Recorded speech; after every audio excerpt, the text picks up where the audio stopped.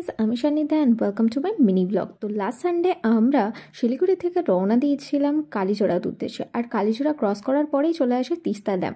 আর এই তিস্তা ড্যামের রাস্তাটা ক্রস করার পর আমাদের কিন্তু পাম্বুধারার রাস্তায় পৌঁছে যাই।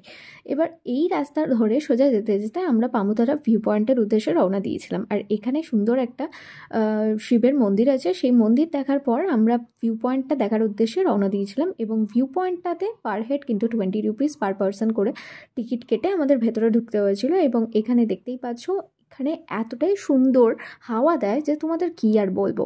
জায়গাটা দেখলে কিন্তু মন খারাপের যে কোনো একটা বিকেলে যদি মন ভালো করার জন্য যথেষ্ট এইখানটা। তো আমরা এখানে বেশ কিছুক্ষণ ঠেলাঠেলি করে লাইন দিয়ে ফটো তোলার পর রিলস বানানোর পর তারপরে চলে গেলাম আবার আমরা অন্য একটা জায়গার উদ্দেশ্যে। সেই জায়গাটা অবশ্যই তোমাদেরকে আবার পরের ব্লগে দেখাবো, সেটা দেখতে হলে অবশ্যই চোখ রাখতে হবে এবং চ্যানেলটাকে সাবস্ক্রাইব করতে হবে। বাই।